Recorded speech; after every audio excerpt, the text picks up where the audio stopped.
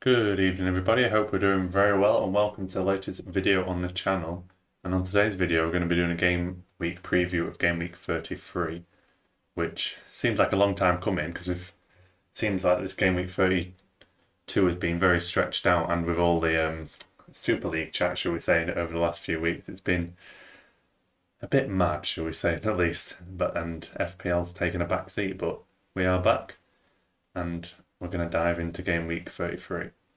But before we go into that, just a reminder to check us out on all socials. You'll see the Twitter and Twitch currently on your screen, and any likes, comments, and subscriptions on the YouTube channel are really appreciated, and I thank you for all the support so far. So we'll flick over to the screen and we'll start. So a key thing to note before we go through this fixtures like we normally do is that there are 8 fixtures this week, so there's 4 teams that blank in this game week. One of the main ones, because they had a double fixture last week, was Spurs, who played Southampton. So Spurs and Southampton don't play in this game week, so you need to be able to field a team without these 4 teams. So you've got Spurs, Southampton, Man City and Fulham are the 4 teams that don't play. So there's no issue benching those players, but you need to make sure you can get out a full 11 without those players playing. Hopefully that by this point you might have ditched a lot of Man City assets, because the Pep roulette is just a nightmare to predict, and in general, like the attacking points can be quite spread around, and then there's a lot of rotation at the back, so there's not a lot of guaranteed assets at the minute from them. But I can imagine we've got a lot of Spurs assets in the team based on their double game week last week. You also have to bear in mind with Spurs as well, they've got a good run after this blank game week. So next week, for example, they've got Sheffield United. So I'd say keeping 2 Spurs assets on your bench is not a bad idea, because you can put them straight back in the next week. But if you've probably got 3, you might just want to drop one for this week just so you can get through the week. I think even myself, I'll probably have a full bench of players that aren't playing. It's just this week especially, trying to get a full 11 out. If you've got an extra sub, then that's a bonus, but just need to get through this week and then we'll have a full game week next week. There will also be a few double game weeks probably coming up in the near future. There could be a bit of shifting of fixtures between game week 35 and 36 that we need to look out for, but nothing's been announced in the fixtures yet. So hopefully we'll have more of an update on that on next week's preview. Right, so we dive into the fixtures that we've got this game week. We've got first one, Arsenal against Everton, which I think personally is a pretty tough one to call. I could see this going either way, really, like a 2-1 kind of scoreline. So I don't see a lot of value in investing in their assets at this time from either team. Arsenal's fixtures are semi-decent. I'd say some of the best in the league for the rest of the season, but they've got Europa League at the same time, which I feel like they're going to prioritise still, so I wouldn't be jumping on their assets. Everton are a funny one. They probably could beat Arsenal quite easily, but then they'll probably lose at home to like Sheffield United or someone. They're a bit of a funny team, not very consistent. Everton do still have an extra fixture to be arranged, so at some point they will get at least one double game week that we need to watch out for. So if you're hanging on to one Everton asset or something at the time being, don't get rid of them, because you'll get some benefit later down the line. I think personally I've still got Digne just sat in the team, like can switch him in and out when I need, but we might be a valuable asset when you come to double game week. But like I said, for this game week, I wouldn't be investing in those 2 teams. If you're trying to get a Spurs asset out, they wouldn't be the first team I'll be jumping on to get in. So then we've got one of probably the best fixtures, and one you should be targeting this week, is Liverpool against Newcastle. So I'd highly back. I was going to say Newcastle then. I'd highly back Liverpool to do well in this fixture. I'll be predicting about a 3-0 scoreline. I know Newcastle can show a bit of fight, but Liverpool really should be too much of them. I know they've been a bit inconsistent this season, but recently, barring the last match, which they drew with Leeds, but Leeds are a decent team. Before that, Liverpool have been doing quite well. So it's kind of standard assets for them, where we've got probably stand out with Salah, especially because Salah was rested in the last league game. Well, came on for about 15-20 minutes at the end, so he's probably nailed on for a lot of people for captain this week. probably I've got three fixtures that I'll be targeted for a captaincy pick, and this fixture definitely one of them. So Salah and Trent would be the must-haves, I'd say, in this fixture. Or if you're going for a cheaper alternative to Salah, you've got Jota in there as well.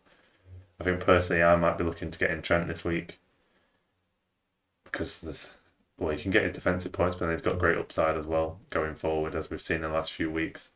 I think he's got a goal and assist in his last two games, so you can't complain with any attacking return you're getting from your fullbacks. So it kind of makes him worth that expensive price. And I think you're not going to get much value in the Newcastle side. I had a quick check of Wilson because Wilson looks like he's getting back to fitness, but Newcastle's run over the next few game weeks is pretty difficult. I think the last maybe 2 game weeks are semi-decent, so you might want to take a punt on a Newcastle asset right at the end of the season, but for the next few weeks, don't bother. Nothing going there. Probably the most important fixture of the game week, I would say, based on who it involves, would be West Ham against Chelsea, which I think is a huge fixture for who gets Champions League.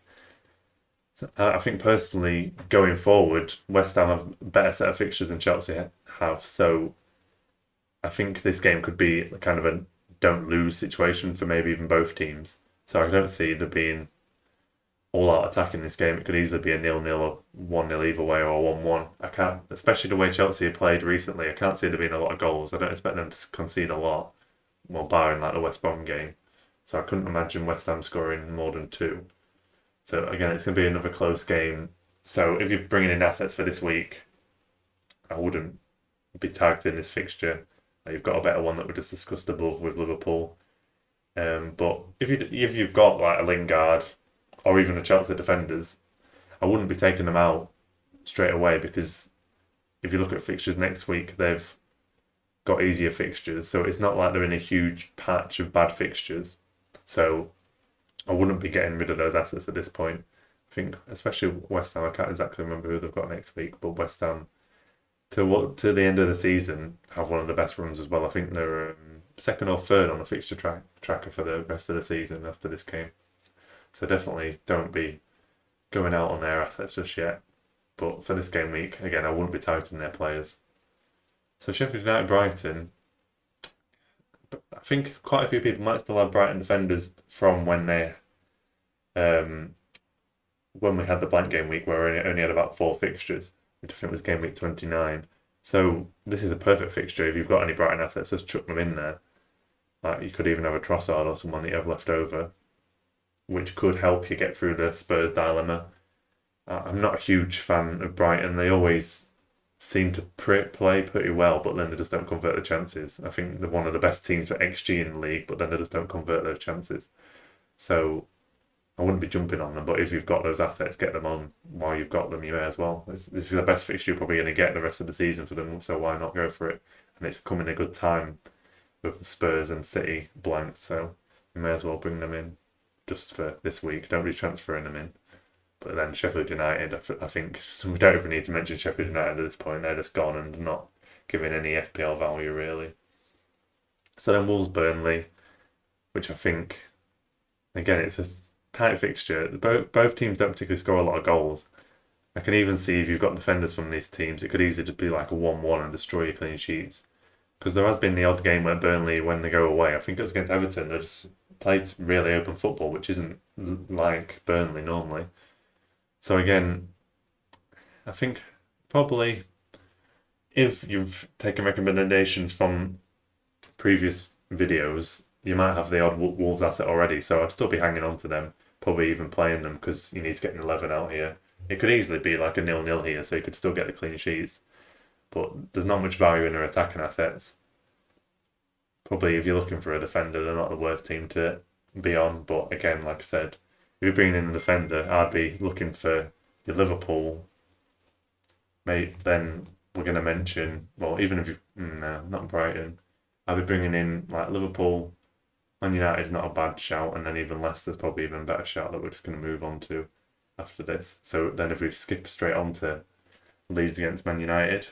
So I mentioned Man United assets then, and also back probably the Leeds assets going forward, especially because Leeds have had a bad patch of fixtures where I think they had City, Chelsea, and Liverpool, and now they've got Man United in this fixture. But then after that, their games are really favourable, especially a team like Leeds, who you think can score against anyone anyway. So when they get a favourable run, you'd expect a few goals.